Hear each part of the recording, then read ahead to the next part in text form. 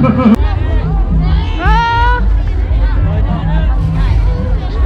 ่งไฟเอาผมมีครูแล้วคนเดียวเดียว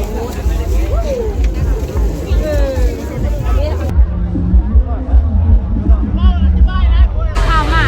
โยนหัวมาเป็ด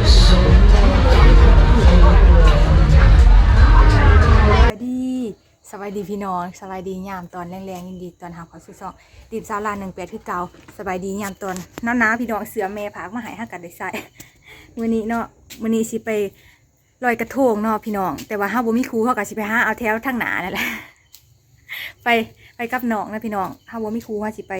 หาเราเอาแถวแคมคล้องเนาะไฟเห็นกะเอิ้นไซเดอร์พี่น้องตอนนี้เขากำลังย่างไปเนาะย่างไปถ้าสิไปถ้าว่าท่านเลยมีกระทงเขาสิไปหาซื้อเอาอยู่ทางหนาพี่น้องเพราะว่าตอนนี้ก็เสียงแบบเสียงครูเสียงอีหยังกว่าจบรถมันไกลเนาะพี่น้องคนก็หลายเลยก็หลายสบายดีเด้อพี่น้องมาเดินมาลอยกระทง2คนกับบินซาลาวบ่มีครูมีแต่ครูกระทงพี่น้องตอนนี้เขามางานเลยเนาะอากาศสีผ้าพี่น้องตอนนี้ทีมกำลังถิงยางไปอันนี้เนาะพี่น้องคนหลายๆมากันสักทีมนะก็ปานเป็นสีไปลอยก็ผู้สาวกันเนาะต้องไปสีแบบได้พี่น้องรถเกี้ยงเต้นตัวระวังรถน้องวันนี้มาลอยกระทงอยู่บุญสบายดีของสมณเขตด้วยจ้าเด้อลมๆหนาวๆพี่น้องมาเป็นเพื่อน2คนไม่ได้กันเนี่ยบ้านกับพี่นะครับคำว่านาวิธีเขาทักทางโอเคหน้าห้องน้ำก็ได้อันยูใส่ทีมงานคนโสดยูใส่ทีมงานคนโสดแล้วนะยังไม่ต้องสูงเลยเด้อตาหลายพอดีคนว่าคนนุ่งเสื้อขาวนี่หักจริงหวังแต่งยูใส่ทีมงานนุ่งเสื้อขาวยกมือมาหลายตัวมาดิแต่เราคนเสื้อดำก็ต้องคิดตัวเต็มทีมงานเสือดำนี่แต่ว่าทีมงานผู้สาวเสือไล่มาลายอยู่บ่ไร้ใจ100%ไร้ใจทีมงานเสือขาโอเคมาประจำหน้าที่กันมานี่เนาะทุกคนมื้อนี้ดีมพาทุกคนมางาน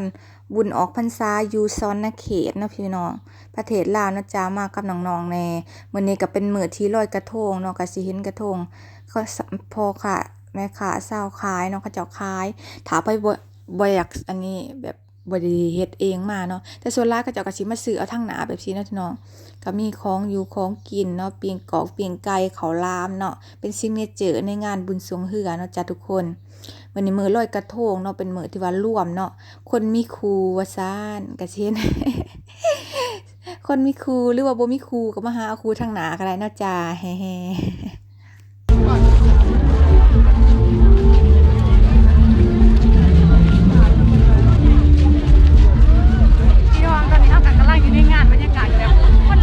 กดไลน์เลยน้าจะกลายเป็นหอนตอนนี้เข้าบุญไม่ครูเนาะห้าก่อนเรื่องยางคนเดียวไม่อยู่ร้านเด็กครูป๊อปปานเหมือนกับยักษ์ไปเจอแล้วรอ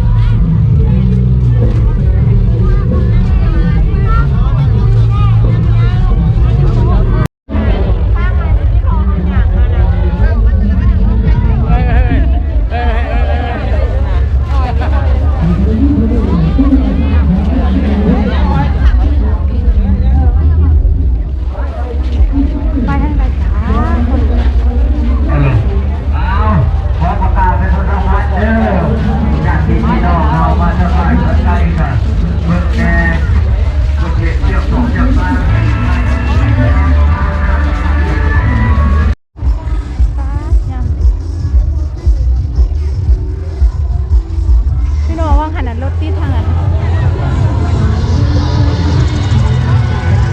กระทงเบิ่งกระทงก่อนว่า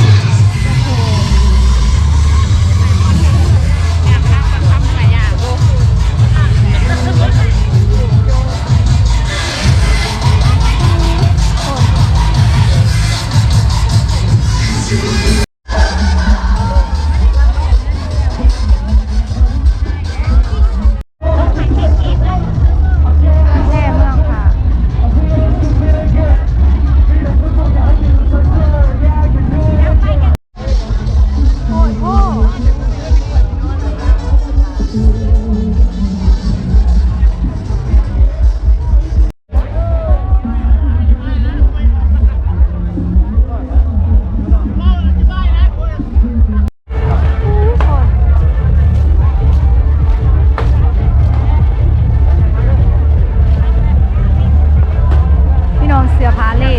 เสื้อผ้าชิบหาพันเจ้าหาพัน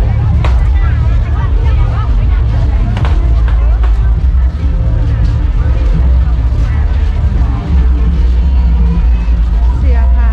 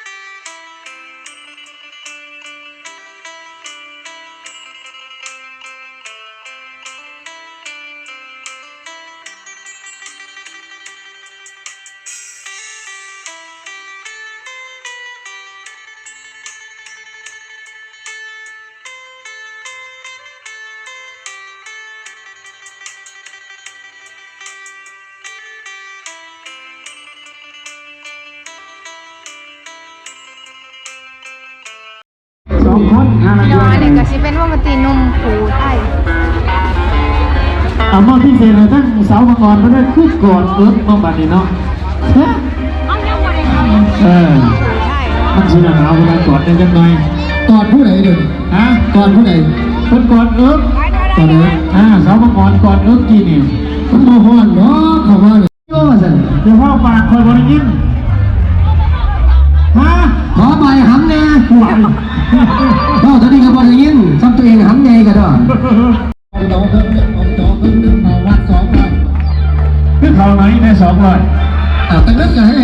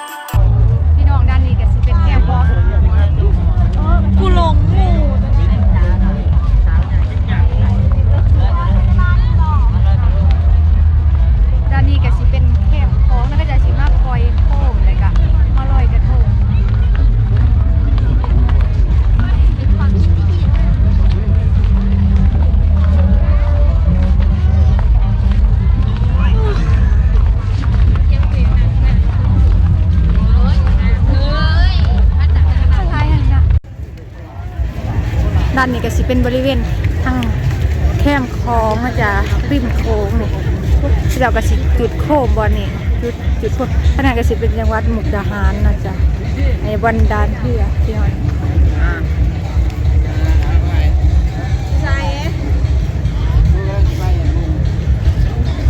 เรากำลังจุดโคมนี่ปล่อยโคมลอย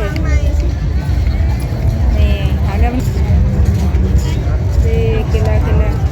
เอามันติ๋วเอาขึ้นไปสิดี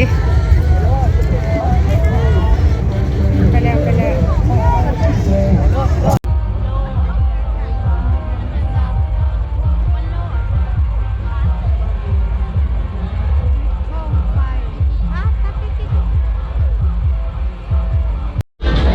ะทง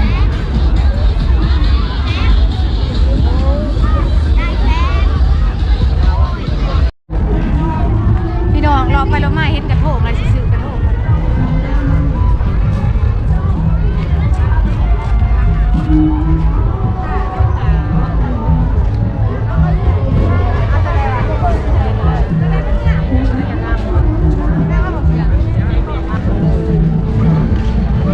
ให้พี่น้อง FC เบิ่งดูตัวใดงามอะไรสิหาพันไม่ได้ว่าใช่ประกาศเรื่องนี้กันนะเอาเลยเด้อของปากมาจ่าย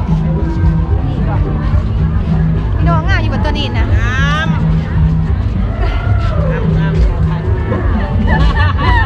เลยไปค่ะว่างามอย่าไทยขู่ปั๊บแสงอ่ะวะกระทงนะคุณป้ากระทงนะกระทงเล่แล้ว10,000ไว้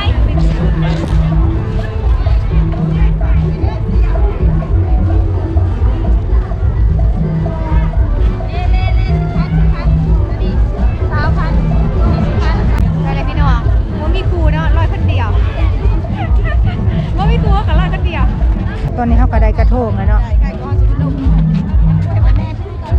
กระทงสดีอาสิไปยืมกระไผ่ก็จะเที่ยวลุงก่อน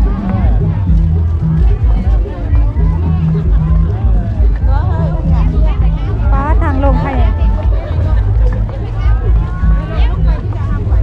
โอ้ยก่อนระยะก็ไก่แล้วก็ไล่ถึงไหวเนาะเฮ้ยอลินระวัง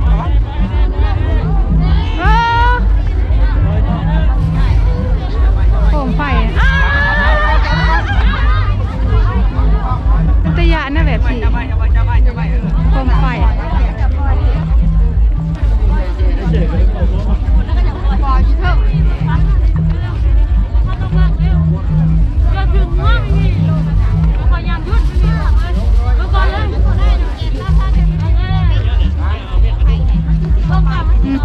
ให้โคมไปซะก่อนอย่าเอาผมมีครูอะไรคนเดียวเลย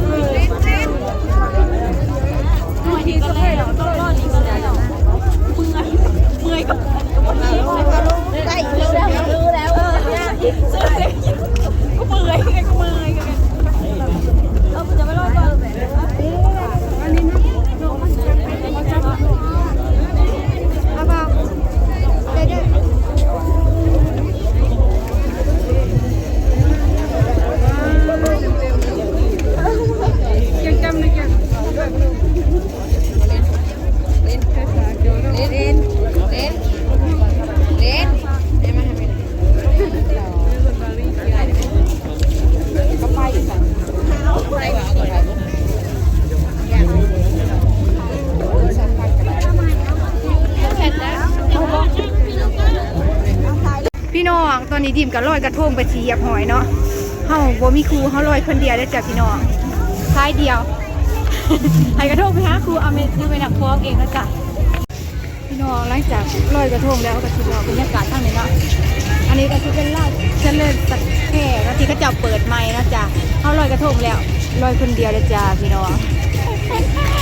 ลอยคนเดียวจ้าโบมีผู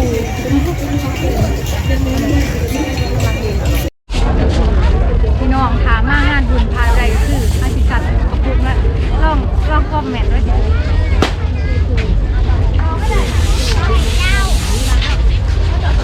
นี่กินลำบาก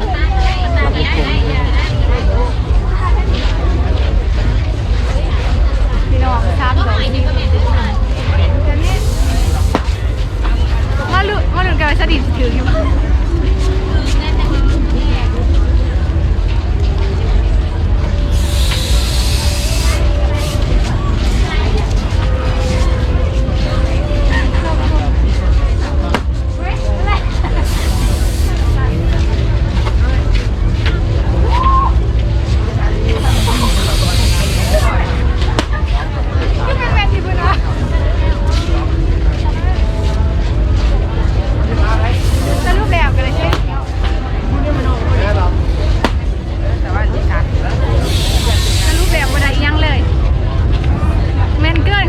ถือกระปุกเป็นสัตว์ถือเกลียมอันนั้น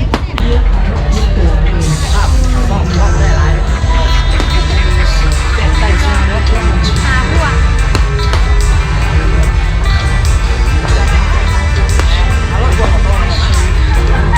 าพวกพวกจะได้ก็ได้หนาพวกเขาทั้งวันหนึ่งเข้าทั้งวันหนึ่งเสียงฉันบ่มีละเสียงเนี่ยเบิดเลยเนี่ยมา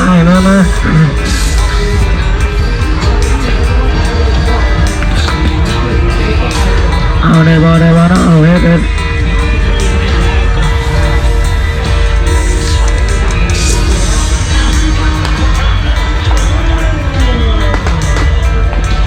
มาบวง1 5,000 กี่9,000ได้5 บวงใช่ไหมโอ้ยได้เดียวพออยากไปก็คือชนมา2 มือแล้วเอามันไปหน่อยมาโอ้ยได้เดียวไปบ่ห้องเข้า9,000 หาบวงบวง1 5,000 9,000 หาบวงเอาบ่ขึ้นตัวเลยเอาเอ้ยเดี๋ยวมา